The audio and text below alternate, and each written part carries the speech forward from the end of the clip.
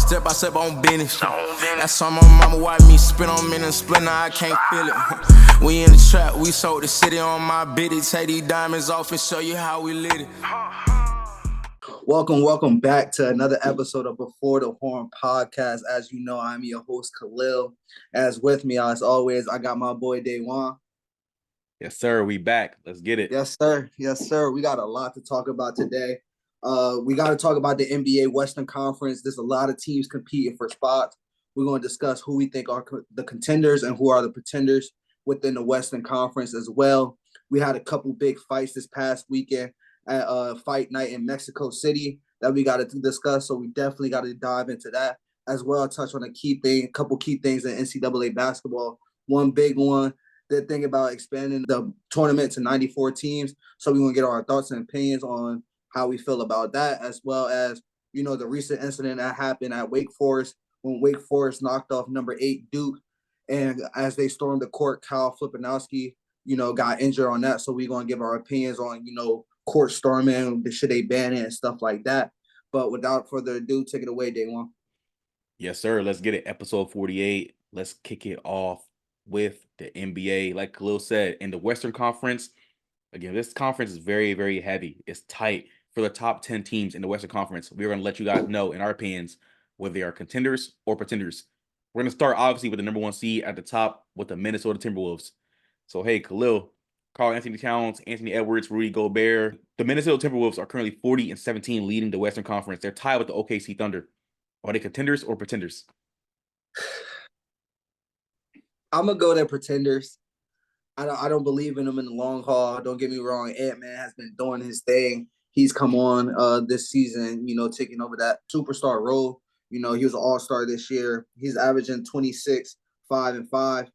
And, you know, they got, you know, Karl-Anthony Towns, who's also averaging 27, 8.5. And you got Rudy Gobert, who's averaging a double-double. And you know what he brings on the defensive side of the ball, averaging 2 blocks. But I just don't believe in this team, if I'm being honest. You know, be outside of Ant-Man, I don't really trust anybody else to score the basketball. Karl-Anthony Towns is so hit or miss at times. You know, we've seen him go for 50 plus 60 points and they still lose. So, like, we've seen what it looks like when Karl-Anthony Towns is your lead dog. Don't get me started on Rudy Gobert. I don't really, you know, I'm not the biggest Rudy Gobert fan. I don't think he offers that much, at least offensively. In my opinion, he offers some defense, being that he's 7'2". You know, his size bothers some people. But, you know, I just don't think this team is, when come playoff time, is going to beat some of those bigger teams out there with some more established superstars who's been in the big game moments and, you know, those tight nip and tuck ball games. I just don't think they have enough tread on the tires just yet. Like I said, I just don't believe in Karl-Anthony Towns or Rudy Gobert. I like Ant-Man, but his other 2 co-stars I'm really not a big fan of. Hey, we both on the same page. As great as the Minnesota Timberwolves are doing this year, I see them as pretenders as well.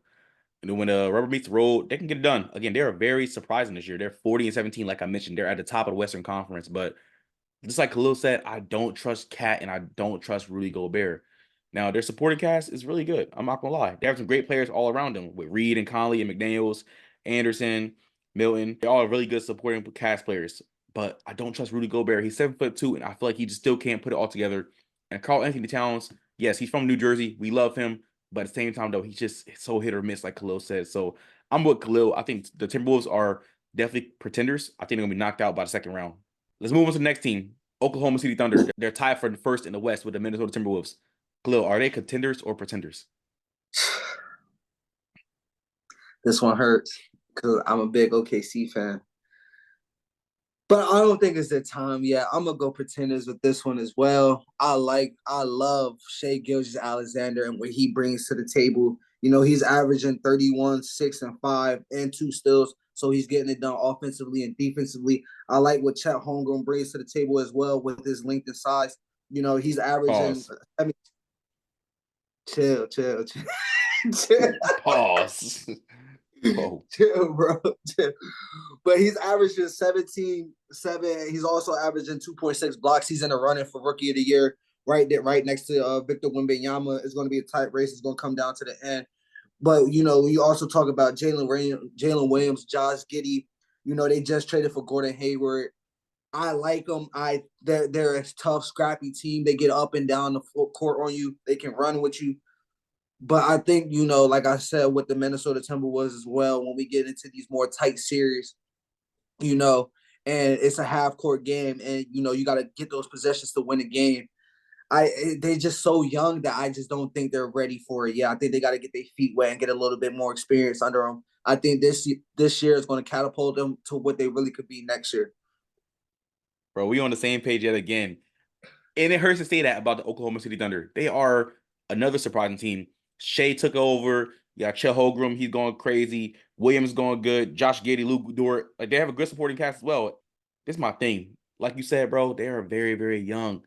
I don't think they don't really have no experience in the playoffs. Shea has playoff experience, but those other guys on his team, that was his exactly. rookie year.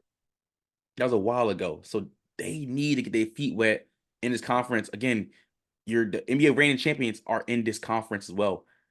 The Phoenix Suns are still in this conference. The Lakers are still in this conference. The Warriors are still in this conference. The Kings are still in this conference. The Suns are in this conference. Like, come on. This West Conference is loaded. It's stacked. The Dallas Mavericks. Like, I just don't think the Thunder, again, I see them as another second round exit. Or, you know what? I could probably make it to the Western Conference Finals. If they make it against conference finals against the Denver Nuggets, they're getting up out of there in like 4-1. They're getting 4-1 by the Denver Nuggets. Gentlemen swept. But it's sad to see this. But I think this year, like you said, this great year that they're having is definitely going to catapult them into great things in the future. I can see it happening from here. But just this year, I don't see them as contenders yet. I'm going to say pretenders for the Oklahoma City Thunder as well. All right, on to the next one. The NBA reigning champions from this past year, the Denver Nuggets. They're sitting at 39-19. Are they contenders or pretenders? Come on, man, the contenders. I mean, this is a no-brainer. They're the reigning NBA champs for a reason. When you look at what Nikola Jokic is doing, averaging 26, 12, and 9, almost a triple-double. You got Jamal Murray. You know what he's capable of come playoff time. We've seen it this past year. We've seen it in the bubble. We've seen it multiple times since he's been healthy. When the lights shine the brightest, he shows up.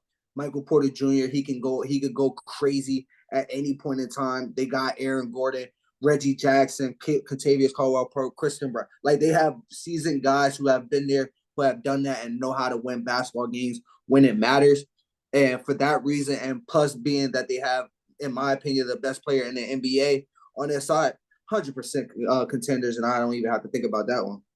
You're absolutely tripping. You're saying these Denver Nuggets aren't contenders. Like Khalil said, they won the championship last year. And, you bring up they only have 2 guys average 20 points a game. That doesn't matter. We have a great supporting cast. Michael Porter Jr., Aaron Gordon, Reggie Jackson, KCP, Braun, Watson, Holiday, Neonji. Like, come on. Come on. They have a great head coach like Mike Malone. At all times. Somebody is always a role player to step up. We seen it last year on the playoff run. Exactly. And Jokic is just one of those players that makes guys better around him. He's going to create open shots for them shooters. That's a fact. So I'm not even going to dive into that. They're definitely contenders. You're tripping if you're saying they aren't. All right, the 4th seed, Los Angeles Clippers. They're sitting at 37-19. Are they contenders or pretenders? I'm going to say they're contenders as long as they stay healthy. When you look at the 2-headed monster and Kawhi Leonard and Paul George, two-way players that can get it done on both ends. We've seen it time and time again, especially, as the competition ramps up. We've seen them, sit in that chair and have to lock down on defense. Kawhi has been very, very solid this year. He's played 51 games. So, this is a guy who hasn't really played much. He's played 51 games. He's averaging 23, 6, and 3. You have Paul George right next to him. Not to mention you have James Harden as well, who's found his role within this offense, and they all have found a way to coexist, and they gotten things rolling compared to the beginning of the season when things was a little bit shaky. But now that they got the ball rolling, you still have Russ coming off the bench. You got Norman Powell starting. You got Terrence Mann as well. You have a bunch of guys who know their roles and know how to play, and not to mention that they're coached by Ty Lue, who's one of the best coaches in the league, who's been there, who's done that, who's won the championship before. So given that championship pedigree, we have Kawhi Leonard, who's a 2-time Finals MVP. They're definitely a contender, in my opinion. When James Harden first got traded to the Clippers, I was like, this is not going to freaking work. Somebody's going to get dealt at the trade deadline. But we're past the All-Star break, and his team is still together. They're 4th in the stacked conference, and they're playing really, really good. This team is actually staying really healthy. You bring up Kawhi Leonard, he's always going to be a problem. I mean, I don't think he's top 10 anymore. I think he's just right outside of that top 10, but he's still a dog. He's still doing it. James Harden has definitely found his groove with this team. He's doing phenomenal. I love seeing how he is. But when it matters the most, he has to show up.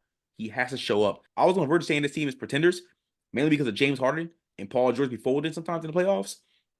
But with Russell Westbrook coming off the bench, it's been great for him. Zubac is still a dominant force at the center position. He's pretty good. Norman Powell, he's been a great addition to this team.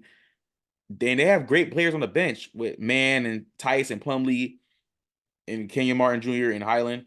Like Khalil said in the beginning when he first started, this team has to stay healthy. If they don't stay healthy, the Clippers will be up out of there in the first round. And we hate to see it. This team is very loaded and talented. You bring up the head coach, Ty Lue. He's been there and done it already. So let's see if he can take this team to the promised land. But I'm going to say they're contenders, but they're on the verge, for me, of being pretenders. I'm not going to lie. Wow. They are. I'm not going to lie. All right, let's move on to the 5th seed, Sacramento Kings. They're 33-23. Are they contenders or pretenders? I went back and forth on this one, but I'm going to go. The contenders, in my opinion. I got them. Like the beam. Contenders, like the beam. Yes, sir. I like what they've been building over there for the past couple years. Now when we mention teams that, haven't had that playoff experience, that got to get their feet wet, and with Minnesota and the OKC, this is a team that got their feet wet last year. They did some great things. They inexperienced shows. But when you talk about two guys that I feel like do not get enough love, who could have been all-stars this year, in my opinion, you got De'Aaron Fox, who I think is top 3.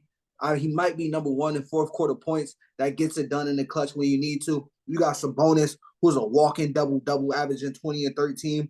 Not to mention he's getting you 8 assists on any given night.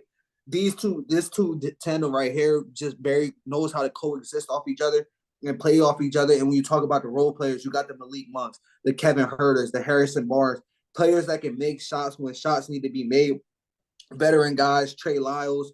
You got a JaVale McGee who don't play much, but he has that championship. He's won a ring before. He's been to the promised land to coach, to, be that extra player coach in their air to help these guys. I just like what they got over there. Davion Mitchell, Chris Dorset. They got a lot of pieces. And when we start with the 2-star tandems, you got to look at the stars. I like how they stars play. I like that they had experience last year. So I'm gonna go contenders because they could beat any given team in a 7-game series, in my opinion. Bro, we spot on right again, man. I got to Sacktown step up. Sacktown stand up. Last year, we saw it in experience in the playoffs. We saw it. They excited all of us. Mike Brown is still at the helm for the head coach position. He's a great head coach. He's very tenacious. He means business when he's still on that court. But his players mean business as well. I love that you bring up De'Aaron Fox, Domantas Sabonis, how they were all-star snubs. They rightfully deserve to be all-stars. But, again, it's so loaded in the West. It sucks to see it, but they're still a great 2-man combo. I feel like they're missing one more extra great player, but with the role players that you brought up that they have, Malik Monks, Keegan Murray, Harrison Barnes, Kevin Huerter, Lyles, JaVale McGee with his veteran presence, they can still do something. And I feel like if it went to a 7-game series with them and other teams, now that they have that experience and they got their feet wet last year against teams like the Warriors and other teams, the Kings might possibly go to the Western Conference Finals this year. Yes, they're sitting in the middle of the Western Conference right now, but again, once the playoffs start, it's a whole different ball game. So I'm with you, bro. I got them as contenders. All right, let's move on to the 6th seed. Phoenix Suns. They're 34-24. Are they contenders or pretenders? This is a hard one for me. This one is another hard one for me. But I'm going to go contender, given the fact that you have a Kevin Durant and a Devin Booker, and those two of the most electrifying offensive guys, whatever. When we talk about putting the ball in the basket, any given night, either one of them will go for 40 points. Then you got the leading three-point percentage shooter in Grayson Allen. He's shown the capability to knock down shots when the opportunity is there. He just hit 6 threes against the Lakers Sunday night, and they pulled out a game against the Lakers. But I'm not too fond on this team. They have some issues that I worry about a little bit defensively. Besides Nurkic, I really don't love their bigs behind Nurkic. Bradley Beal can't seem to stay healthy, so I don't know what that team's going to look like come playoff time. I don't know if, given what's been going on throughout this whole year, even if he does come back, how much more beneficial would he be, even though we've seen him in the lineup sometimes get hot, but sometimes it still seems like he hasn't found that right role within this offense to get them going. But like I said, when you have a Kevin Durant and a Devin Booker, I'm sorry, I just cannot count you out any series. Because like I said, even any given night, either one or both of them can give you 40 easy. One or both of them give you 40, but is the supporting cast going to step up? We saw that last year against the Nuggets. They both dropped over 40, and Nuggets still took them out of there. But so it's like, bro, that's what scares me the most. Go ahead. I think like when you mention that, I think because this is what we're seeing in the Lakers game is if they kind of took away KD and D Book and said, hey, somebody else got to beat us. We've seen like Grayson Allen has been shooting the ball lights out. As long as the guys around him can make shots, they'll be all right. And I think that was their biggest problem last year is that they didn't have enough shot makers, that they could just kick it to and they make shots. And I think that's what they add when you add a Grayson Allen and stuff like that. Now, the thing going into the season was the Suns team has no depth, no bench, but like you said, other players have stepped up, like your Grayson Allens, your Eric Gordons, your Royce O'Neals. They've contributed as well. Eubanks, Bobo. I mean, I wish he can come into his own and be better, but we got two players in their respective positions. Both of them are top three without a doubt. You can't count them out. The Suns are contenders, but they have to put it together. And like you bring up Bradley Beal, I kind of figured that this wasn't going to work out with him. I mean, he's kind of ring chasing at this point in his career. I mean, rightfully so. I mean, he's been stuck on a horrible Wizards team basically his whole career up until now. But the Suns are a team that worries me. It's like, bro, outside of D-Book and KD, other players have to step up. And we definitely going to see this year. We're going to see this year in the playoffs. They're going to make the playoffs without a doubt. But can they step up when it matters and take the Suns back to the promised land like they were in 2021? So we'll see. But I'm going to say that they're contenders as well. All right, moving on to the play-in seeds. Start with number 7, New Orleans Pelicans. 34-24 as well, right outside the 60 under the Suns. Contenders or pretenders? I'm going to go pretenders. I like them. I don't love them. I don't think they have enough to get it done when it's time to get it done. Yes, you do have a Zion Williamson who's been fairly healthy this year. He has missed a few games, but he's been fairly healthy. You got a Brandon Ingram. You have a C.J. McCollum. You got to have a young Valanciunas, Trey Murray, Herbert Jones. They have pieces. Don't get me wrong. Jordan Hawkins, the rookie. But I just don't like them when you stack them up against these other teams. When you look at, star power and experience, like I said, I like them. I just don't love them. They're good, fun team to watch, electrifying to watch. But I think they're pretenders. I'm sorry. I'm not gonna lie, I'm right with you because it's like this team has the potential to be a top 4 team in this conference. They have the potential to. Zion got to just keep his head up, keep his head on the right path. BI, the player that we all expected BI to be, I'm not saying he hasn't been that. He hasn't been that. I'm just gonna say it. I'm not gonna spare him. He has not been that, and it hurts to see it. He has not been it though. But again, CJ McCollum, another player that's been on a horrible team for years and finally get on a decent team where he can help out. He's contributed pretty well. Valanciunas, he's still a pretty good center. Trey Murphy and Herbert Jones, they're solid. And you still got Alvarado. He's really good on defense. But like Khalil said as well, this team is just fun to watch. I don't see them really competing with a lot of great teams within those 1 through 6. Even some teams that's below them, I don't see them competing. That we're going to get into next. But I agree with you. They're definitely pretenders. But hey, maybe they can prove us wrong. All right, moving on to the A seed, Dallas Mavericks. They're 33-24 as well. Contenders or pretenders? I'm gonna go contenders. I'm gonna go contenders with Dallas. Let's start off with the guy, the man himself, Luka Doncic, who's 34, 8, and 9. He right now, in my opinion, is the MVP, given the fact that Embiid cannot win it no more. Like his numbers are just ridiculous. And we've seen him do it. And the thing I like as well, Kyrie, when Kyrie is healthy and engaged, those two seem to coexist with each other. They are another duo that can score in the fourth quarter and put a lot of pressure on teams to have to match them basket for basket because you got 2 bucket getters out there that could get their own shot. Not only that, and I mentioned this before the season, you got a guy like Derek Lively who's 7'1", who could grab rebounds and stuff like that. Then you go out there and trade for a PJ Washington. That gives you a little bit more size, to deal with some of those bigger teams that you got out there. And I also love that you got, Tim Hardaway, who's been there before, who's a shot maker, big game shot taker. He's been there. He's been experienced in these playoff games. Josh Green is another guy, young guy, but he's got enough experience under him at this point. Gafford is another big man that they got, to combat with some of these bigger teams that they got to go through. So for that, and given the star power of Luka and Kyrie, I'm gonna go Contenders. As talented as Luka Doncic is, definitely, in my opinion, he's definitely up there, top 3 with an MVP, depending on however you want to put it, with the other players that are contending for MVP. Kyrie, always been a big fan of Kyrie. No matter how many times his career had done twists and turns, he still always comes out on top. I think they're pretenders. I'm not gonna lie, I just see them as pretenders.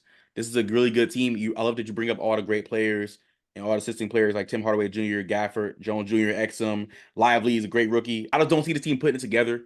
They haven't in the past. Yes, it's different this year, but every time it comes to playoffs, the Mavs just fall in their face and fold. And it's crazy that they have such a great player at leading their team, but usually it just doesn't pan out for him. I don't know why. So with that being said, I'm just gonna say they're the pretenders.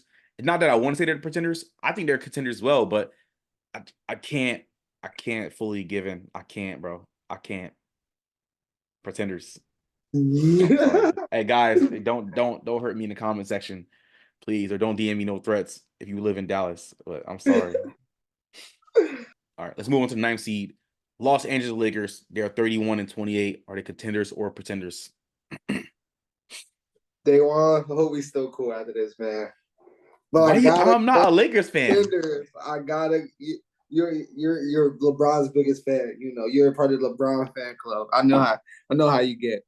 But I was gonna wear my LeBron jersey tonight too, but I was like, I'm gonna pass.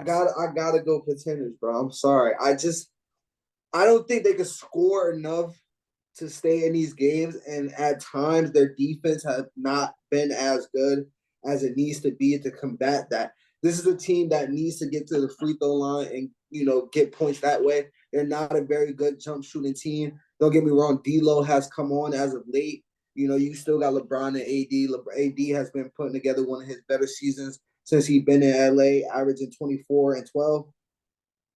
But I just don't think they have enough when it comes to like I said, defensively, they sometimes seem disengaged and have lapses on defense. And they seem to be down by 10 plus points early in games a lot this season. So that's been an issue with them as well. And I don't think they have enough come playoff time to keep coming back from those deficits, given the fact they're always going to have to be on the road too. Whatever matchup they get is going to be on the road. Unless they get some favorable matchups like they did last year, I got them as pretenders. I'm sorry. I can't see it. I don't know why you apologizing to me. I'm a big LeBron fan, but I'm right with you. They're pretenders. The playoff scene this year, and guys, I'm a LeBron fan. I'm not a Lakers fan. Again, I'm gonna say that. This is a disclaimer. Whatever, man. Dennis, I ain't worried about Dennis, bro. Listen, Lakers, I agree with you, Khalil. Watching Lakers, it's infuriating sometimes. It's like, how? What was that on defense? What are y'all doing on offense? Why y'all look so discombobulated on offense? Like, who's calling plays? Who's supposed to guard who? Why did he just get to the lane so freely? And you see LeBron getting frustrated, but LeBron be the main one sitting there like, bro, go chase down and block that shit. Like, what are you doing? Go AD, step up, stay healthy. AD has performed really good this year. I'm not gonna lie.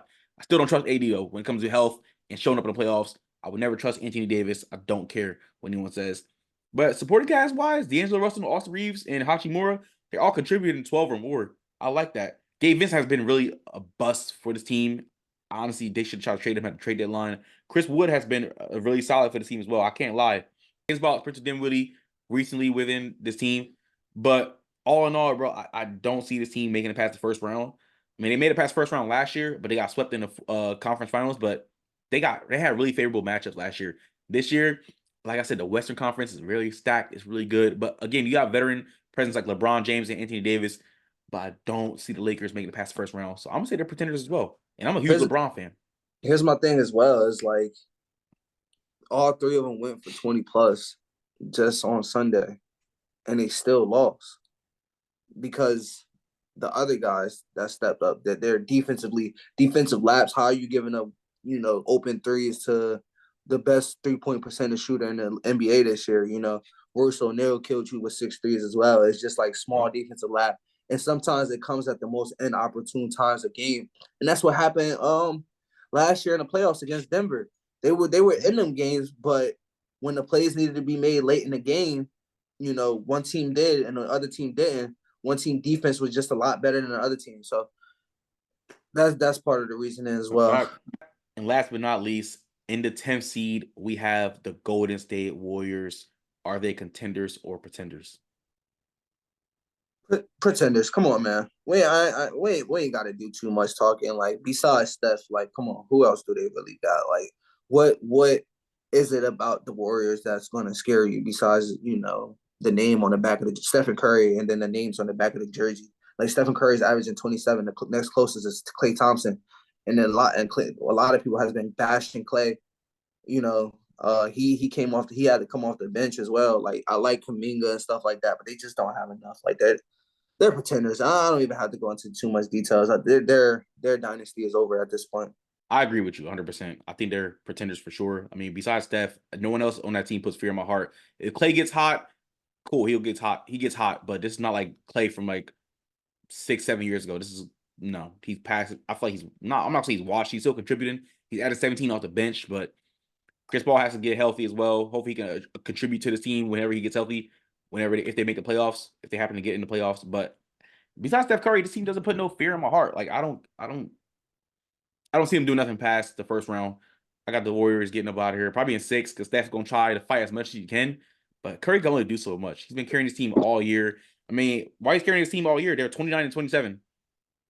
That's not a great record, but if they was in East, hey, I mean, they'll be in the AFC right now if they was in East, but they're in the West. They're in the Stat Conference, and they're 10th. So I'm gonna say that they're pretenders as well, bro. I'm not gonna lie. All right, ladies and gentlemen, that is it for that topic on the NBA. Contenders or pretenders, we will be bringing this to you guys in episode 49 as well. Give us your thoughts and opinions about the top 10 teams in the Western Conference. Let us know who you guys think are contenders or pretenders. You guys agree or disagree with us? Are there any surprising contenders that you think there might be? Are there any contenders that we said that you guys think are pretenders? Leave it all in the comment section below. All right, let's move on to the next topic. UFC Fight Night went down in Mexico City this past weekend. It was headlined by Roval versus Moreno Part 2.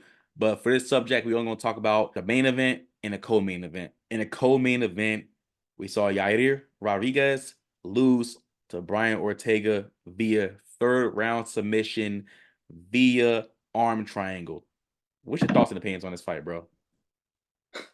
Welcome back, T City, man. I mean, this is a fight that happened a year and a half ago where Brian Ortega, got his shoulder ripped out of place when Yair Rodriguez tried to put him in an arm lock, whatever, and his shoulder ripped out of place. So this is a matchup between since then. You got to remember, in the time that Brian Ortega has been out the octagon, Yair Rodriguez has claimed the interim title fight, got into a title fight, lost to Volk. But he sniffed the mountaintop while Brian Ortega has been healing. But I've been a Brian Ortega fan. I like what I seen from this fight, given the fact coming out, he tweaked his ankle in the octagon in warm-ups, not in warm-ups during fighter introduction. Walking out, fighter introduction. fighter introduction. Yeah, my bad. Tweaked his ankle, so I was kind of worried, and in the first round, it was a kind of a little iffy. You could see that Brian Ortega was trying to get his feeling back in. And, Yair almost put him out in the first round, and I was kind of worried. That first round was scary. I was like, I don't know, man. Like, Yair is on another level right now. Yair is one of the most unorthodox strikers when we talk about the MMA striking. But looking at Brian Ortega, once he settled in, looking in the next 2 rounds, he pretty much controlled the grappling game. That's where he, he's being best at. And, he especially in that second round, it gave him the confidence to show, like, I can get him down and I can keep him down. So with that in the back of his head, he built up confidence to go right in there in the third round and finish him with an arm triangle in the most Brian Ortega way. And it was an amazing fight with 2 amazing guys. Like, I'm not gonna lie, this is a fight that could easily been on a pay-per-view. Most definitely. I don't know why it wasn't. Yeah, but thank you UFC, thank you Dana for giving this to us on a fight night. But this is an amazing fight and a good rematch. Day one, I'll let you go. First of all, hey, shout out to T City. Good job bouncing back, getting this crucial win. Now, we talked about this before. Brian Ortega, besides Ilya Topuria last weekend or 2 weeks ago, however long it was ago, Ortega was the closest one to defeat Alexander Volkanovski, but he couldn't get it done. I don't know how Volk escaped that to this day. But Ortega, like Khalil said, he rolled his ankle during entrance walkout, and I was like, oh, hopefully that doesn't affect him while they're fighting. The first round, I was like, yeah, Yair about to cook this man. I was like, this guy's Ortega, just he can't get it together. He just can't get it right. And it's not that he's a bad fighter. I feel like when it matters though, he can't show up. And I hated that about Brian TCD Ortega. But second round, like Khalil said, that grappling was very effective. He went vintage T City. And I'm like, okay, this is the Ortega I remember. Round 3, he got him down again, arm and triangle, picked up the win. And you can tell he was so happy to get that win. He needed that win. That boosted his confidence big time. But honestly, what is next for Brian Ortega? That is my question. You know I was coming with that next, man. You know I was coming with it next.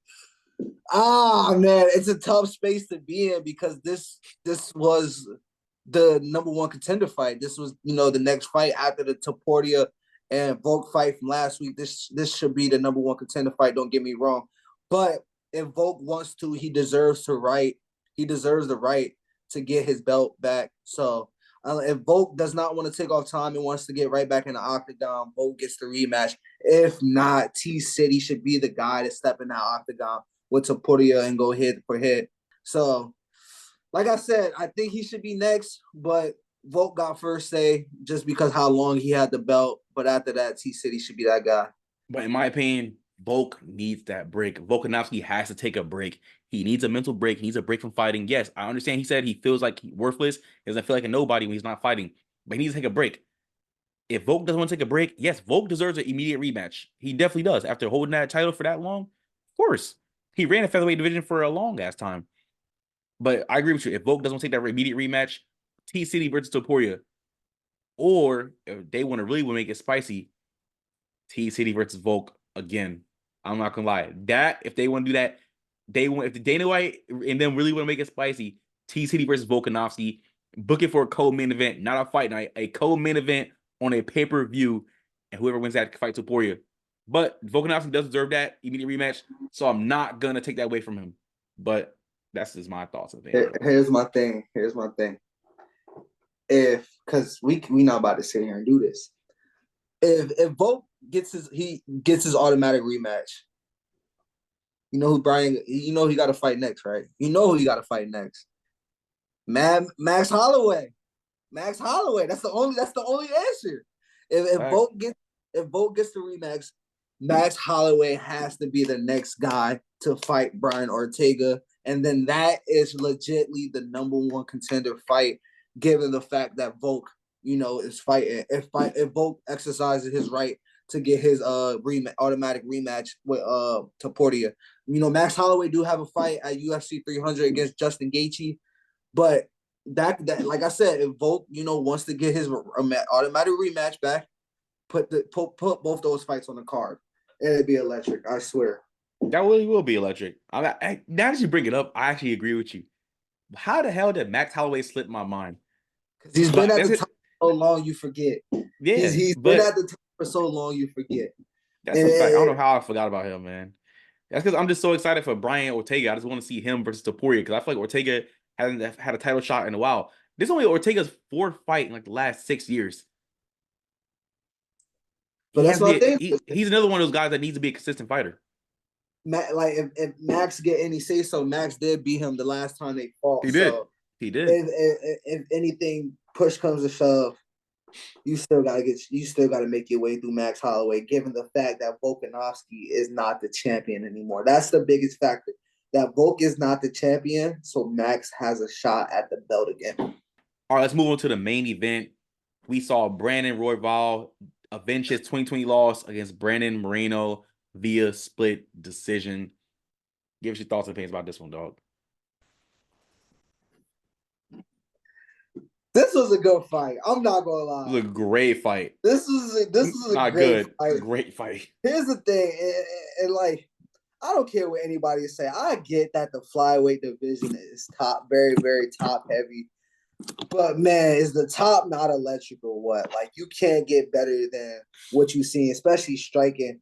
And I'm a huge Brandon Moreno fan. I just love his attitude. I just love, you know, the way he approaches fights and everything like that. But I'm also a big Brandon Royval fan as well. I feel like he's gotten the bumps and bruises that on the way to where he needs to go. He just fought Pantoja, so that fight just happened. So this could honestly be another number one contender fight against two great fighters who have already been in there with Pantoja. And when you look at this fight, like either way you went, it was very, very, very close. I think, Brandon came out a little hot. I think, especially that first round, that one could have went either way. They both was just trying to fill each other out, fight, checking distances and everything. But that second round, I definitely gave it to Brandon. I felt like he was a little bit more active. His punches was landing. But 3 and 4, Royval settled in, and he looked like he got better as the fights just went on.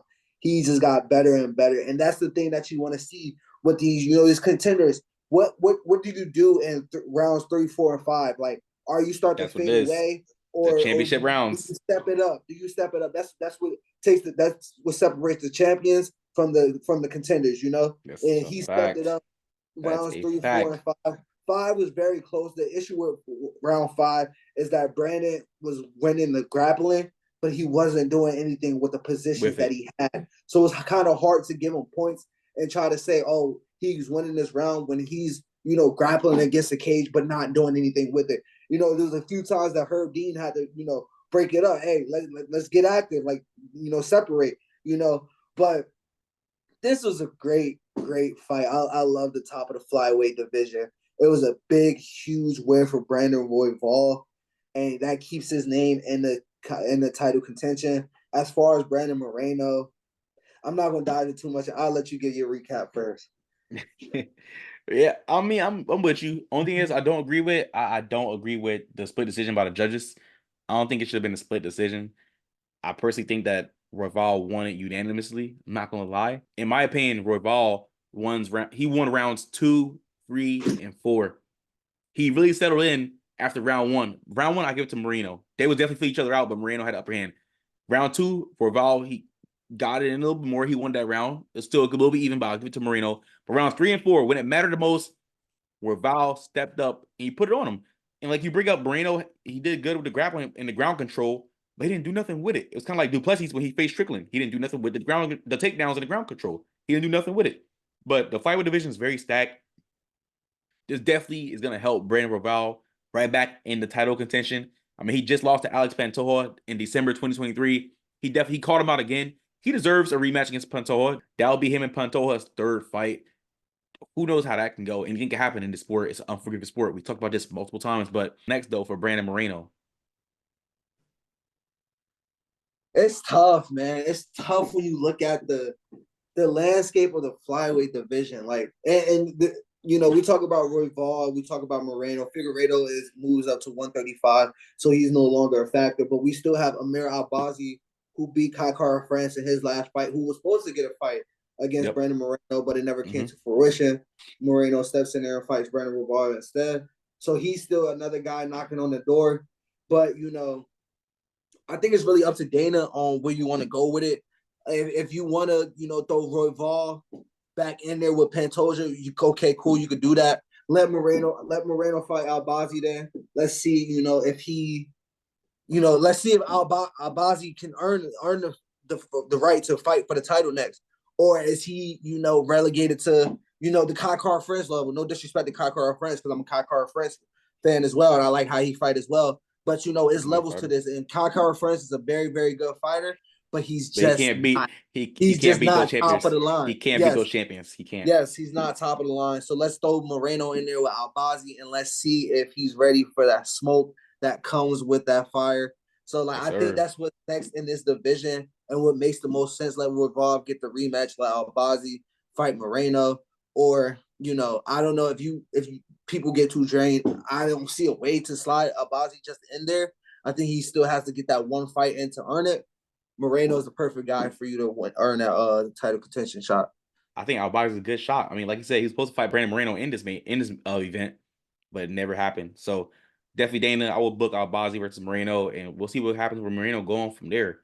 But definitely Royval, happy for him that he got a good win over a great contender. Moreno was favored at -310 as well. This is a big spread for Moreno. I mean, they wasn't giving they pretty much wasn't giving Royval a chance to win this fight darn near. So good win by Royval. I definitely think y'all should book Pantoja versus Royval. I'm gonna say in like July, June, July, August time frame. Book it. But isn't that International Fight Week?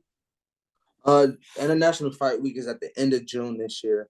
Okay, so yeah, I think personally I will book Royval versus Pantoja Part 2 for International Fight Week. I would love to see. Wow, because we still got to figure out who's going to headline that. Well, obviously Moreno wouldn't be the headline at this point, but No, I think Moreno's going to be on that 306 card at the Spear for Mexican Independence. We just got to see who's going to be, the main card for that. I mean, the main event for that. But I think that Moreno has such a big draw and such a big connection with the Mexican audience that he goes in there at 306 at the Spear. So I think that's the best shot for Albazi. So maybe like an August matchup, so it's not too far staggered, would make most sense. Well, I think it's too quick to turn around because I'm thinking 301 as well. 301 is in Brazil, and they still need a headliner for that. It was going to be Pereira was, I think, originally supposed to be the headline for 301. for 301, but then nobody they wanted to step in it. and fight Leon. Well, nobody wanted to fight Leon. Leon set the 3 fights, but nobody wanted to fight Leon. Nobody fight so Leon. They moved that fight up. So now there's a 301 spot. So I think there's a lot of logistics to work out, given the fact that where some of these fights are. But, I think Pantoja should get in there, sooner than later. I think that the biggest thing is, and it's the end of the era when we talk about Volk, Usman, and Adesanya, 3 champions that fought pretty much 3 times a year. So I think that's what we're seeking. And I think these fighters need to be active. And, I think Dana will work it out for, the demographics of where they're going. But yeah, I think there's some big fights on the horizon for sure. Hey, I hope so. But ladies and gentlemen, that is it for that topic. Moreno versus Royval Part 2. What do you guys think about the co-main event and the main event? Do you guys think that Brian T. City Ortega should be fighting Ilya Topuria for the featherweight championship? Or do you guys think Topuria should give Volk that immediate rematch? If not, hey, Max Holloway, how do you fold him in for the main event? Pantoja versus Royval Part 2. What do you guys think is going to happen? Also, should Brandon Moreno fight Albazi and get his name back in the top contenders for the flyweight division? All right, let's move into our third topic for tonight. Let's move into the NCAA. This past Saturday, we saw Duke get upset by Wake Forest. And as most schools would, Wake Forest fans, after the big upset win, they stormed the court after defeating Duke, which resulted in Kyle Filipowski, the preseason AP All-American, rolling his ankle. Now, Filipowski is not injured. He is sore, but head coach John Shire was very furious, and so were the other Duke players.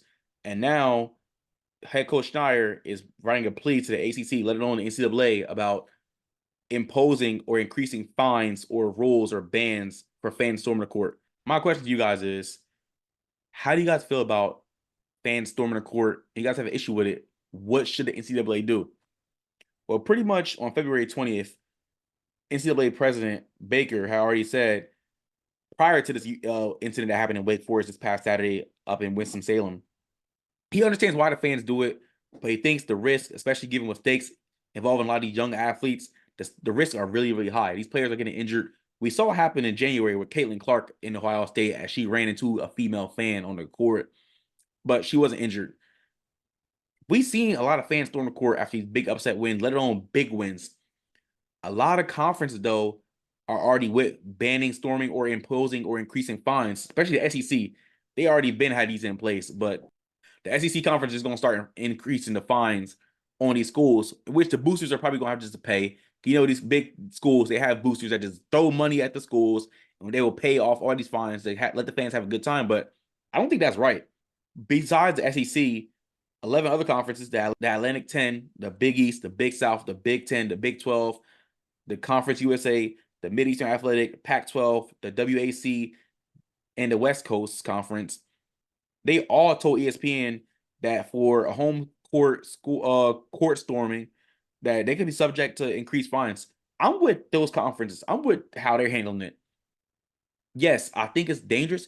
The fans get very excited. It's a whole bunch of drunk collegiate students or regular fans in the stands after a big win. They want to run on the court and celebrate with the winning team. There are preventative measures you can do to prevent this from happening.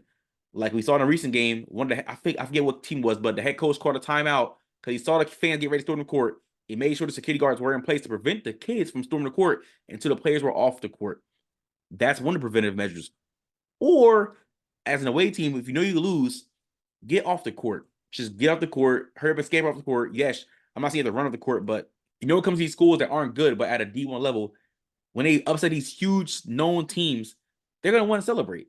Tell me I'm wrong. Please tell me I'm wrong. But at the same time, though, they are putting these young players who have a future in the NBA at a collegiate level at a big risk by having fans run on the court. Because who knows? These fans can be dangerous. Somebody could come up and sucker punch them.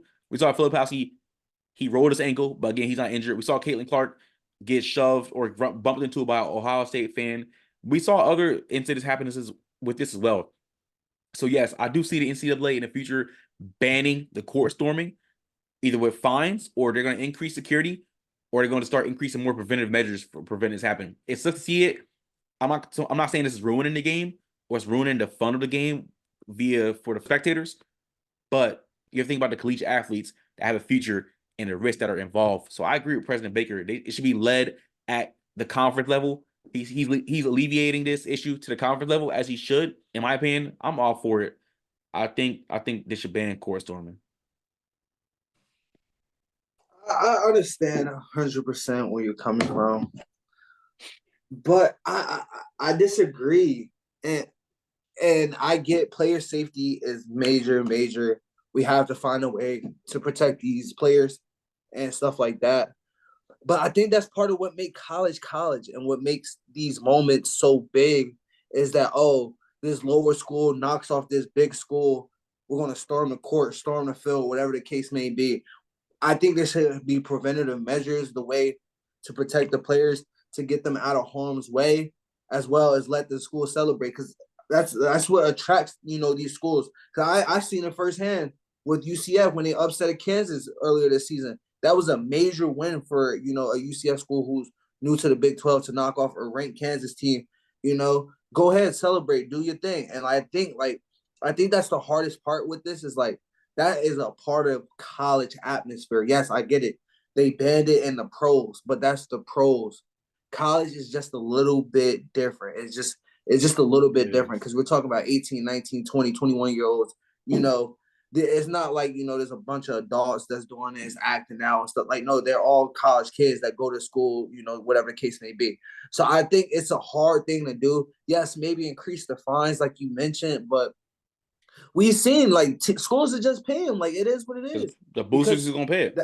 That just makes the school more attractive. I'm being honest. Like, if we knock off a big school and storm the court or whatever, when we trying to get more kids into our schools, like, look at our athletic program, look at the schools that we beat, look at our student atmosphere, our student section, stuff like that. I think that's what's appealing to for schools. And like I said, like, boosters are just going to pay these fines because it's just going to bring more eyes to their school. And I think it's kind of hard to like get rid of it. I don't want to see it gone from college football because I think that's just one of the things that makes college. But we just have to find a better way to protect our star players and stuff like that. Because I don't think in any of these situations it's been ill intent. Like, oh, I'm trying to go after Kyle Filipowski or go after Caitlin Clark or anything like that. It's just kids rushing the court. They're not paying attention. They're just running and they two situations where they just bump into players. And, we've talked about this for years that, oh yeah, they should ban court storming or field storming, whatever the case may be. But we have yet to see it happen. I just don't think we're going to see it happen. Just given the fact, like I said, that it's a part of the college atmosphere and which makes the college game so unique when you knock off a big school at home and stuff like that. I think that's just what some of the rave is for. So it's hard to eliminate it from the game. I don't think it will happen, in my personal opinion. You're not wrong though. It is going to kind of ruin like the fun or aspect of college, whether it's football, basketball, or any major collegiate sport. The fans are celebrating running on the court or on the field. Because You got to think about. Sorry to interrupt you, but I don't think it's more of an ill intent towards the school they just beat. They want to go and celebrate. They want to celebrate with their student, with their fellow classmates that just beat the school. They go celebrate with the players. They all go turn up with the players. So I think that's the biggest thing as well. It's like it's more for the school being happy for their school other than being targeted at the opposing team school. Yeah, no, most definitely. But just for the players' sake, I can see these conferences again aligning, gathering up, having a group come to a group agreement. They're gonna try to either increase the fines, increase more preventive measures, or just altogether just ban court storming. And I agree with you. I do agree with you. I just personally think that the NCAA is gonna do one of those three. That's where I see this going. I'm not gonna lie. But hey, ladies and gentlemen, give us your thoughts and opinions about that. You guys think the NCAA should ban or have preventive measures in place to prevent the court storming? Or do you guys think it's ruining the fun of collegiate sports? Give us your thoughts and opinions about that below in the comment section. Also, give us your thoughts and opinions about the incident that happened at Wake Forest this Saturday with Wake Forest big upset win over Duke. Do you guys think that could have been prevented? Or do you guys think that there was nothing you all could do to stop those students from storming that court after they beat Duke? All right, moving into our last topic of the night. We're going to stick with the NCAA. Apparently, there's rumors or thoughts about the National Collegiate Athletic Association expanding the March Madness tournament. They're thinking about expanding the March Madness tournament to 96 teams. And my question to you guys is, what are your thoughts and opinions about this? And should the NCAA do this?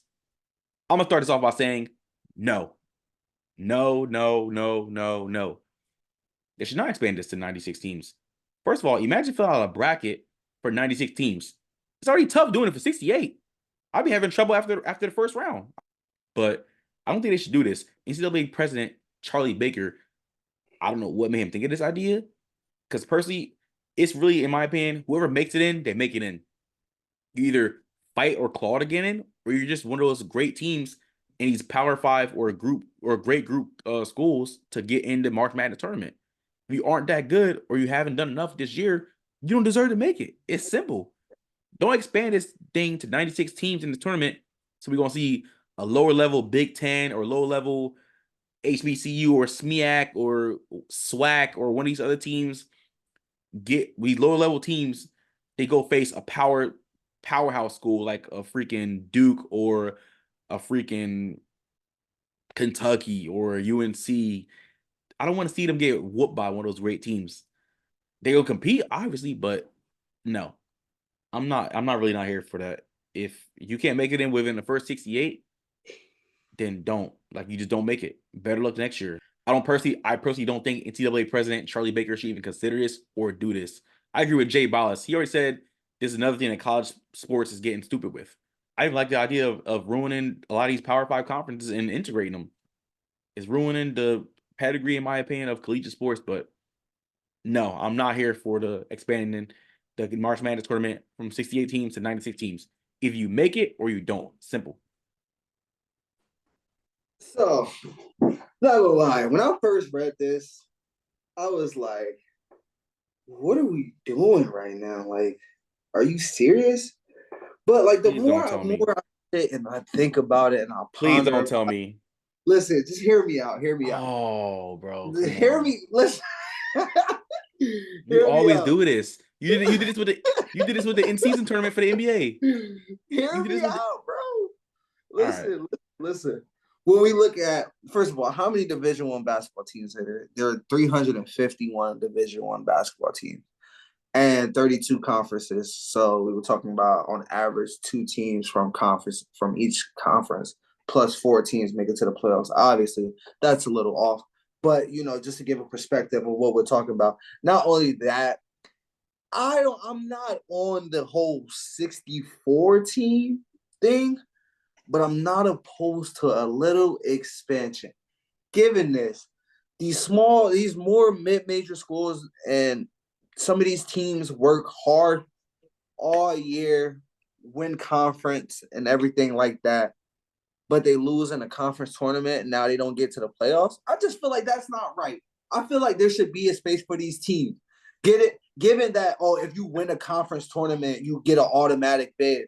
So if I go crazy in conference, sweet conference, whatever the case may be, have a killer year, and I lose in the conference championship, now I don't get a right to go. Well, that's what they have the NIT for. They have the National Invitational Tournament. No, you get a trophy for that too. You didn't make it out of the first 68. Oh well, you missed your spot. You should have worked harder, or you should have been better. Yes. Now again, some of these schools, it isn't fair. They're a smaller school. They don't get as much exposure. I agree with that part. But if you just aren't that good, you're not that good enough to make it in the tournament. I'm Within not the first, talking about that, it's not over. that good. But I'm just talking about these teams, like I said, like these teams that have very, very good records, but just lose in like the conference. Like let's for example, let's say Princeton goes out because they've been having a killer season. Princeton loses the Ivy League championship. They won the Ivy League, right out, but go into Ivy League playoffs and they lose the Ivy League championship.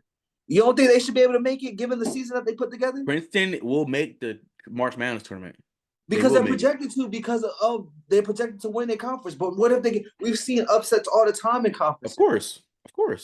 Do you think they still should not? Like, that's my thing. So I'm not against a little expansion. A little expansion is not too extreme for me. 96 teams is extreme for me.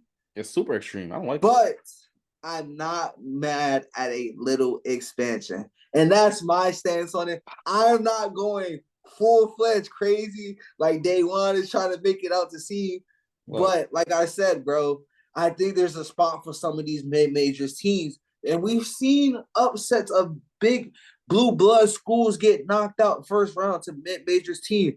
I still remember vividly when I was younger, because I'm a Duke fan, Duke getting knocked out by Mercer. When I first seen that, I was like, Mercer County Community College. No, there's a Mercer College. Like, no, Mercer College. I was like, wait, what? So, like, I think there's a spot for these schools because the tournament is madness. That's being called March Madness for a reason. We've seen these small mid-major schools get on a run and upset a few teams. We've just seen a few years ago. I think Virginia twice got knocked out as a first seed and a second seed by a 16th seed and a 15th seed. So, like I said, bro, I think there's a spot for a couple more teams to slide their way in. Couple more. If you want to increase it from 68, how much would you increase it to? Like, what's the next number you would increase it to? Because I'm not increasing it to 96. 72 or 76. Hey, let the 16 seed fight it out. Let 16 seed, you're not an automatic bid. 15 seed, you're not an automatic bid. I don't think to expand it all the way wide open while we have more games. But let's let a little bit, a couple of these more early games for these mid-major schools count a little bit more. I mean, I see what you're saying. They went into the tournament. I see what you're saying, but hey, if I'm the 14th to 16th seed and I bust my tail the whole year just for us to even get a bid or get looked at to get in this tournament, why should I have to fight and claw with another mid-ass school to get into this national tournament? That's baloney. Again, that's what I said. That's what the national invitational tournament is for. But what I'm also talking about is the schools that bust their ass all year, who was nice all year, but came up short in the conference tournament. But they won the conference, but they lost in the conference tournament. So now they don't get a bid. They don't get a bid to the playoffs. Those are the schools I'm trying to fight for. That's it. I see what you're saying. I just don't agree. I'm sorry. I can't. No.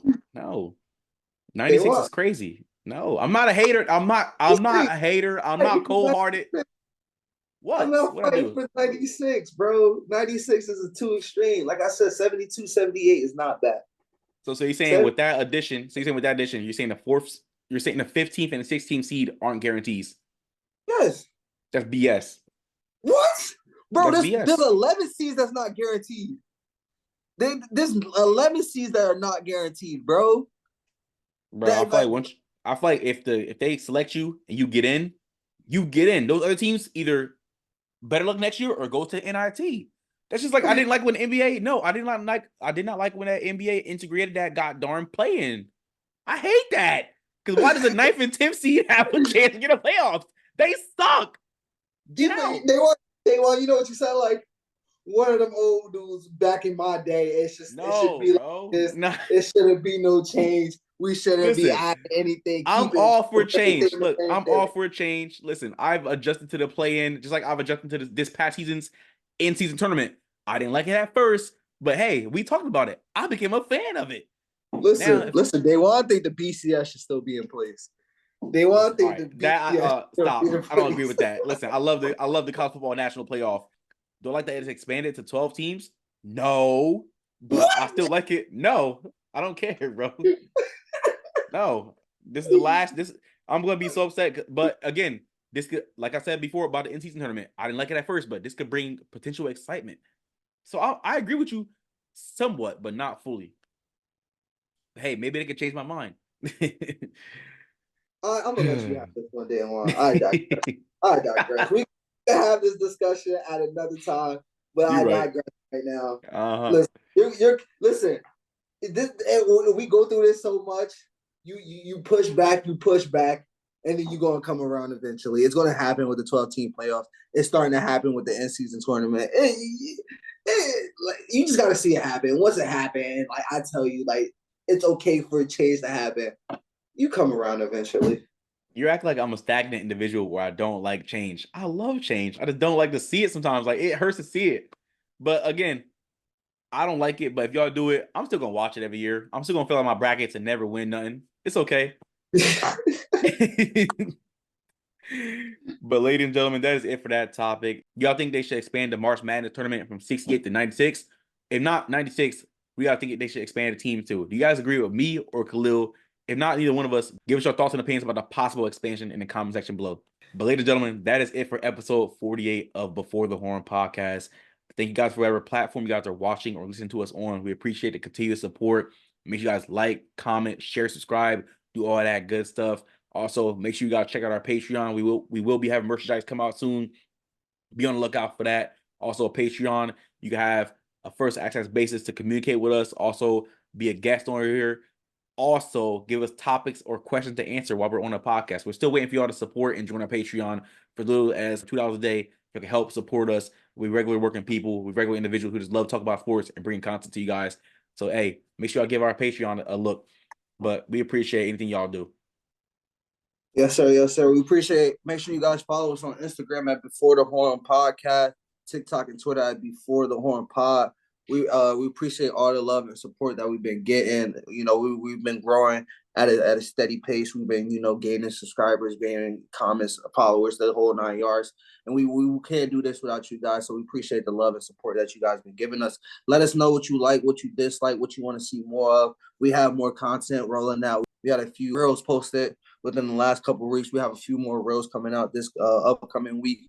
This is kind of a slow period within sports, so bear with us. As we haven't been too consistent with the podcasts, but as basketball, March Madness and stuff starts to ramp up, we will be on, like we said, every Tuesday and Friday to drop that knowledge and drop that sauce.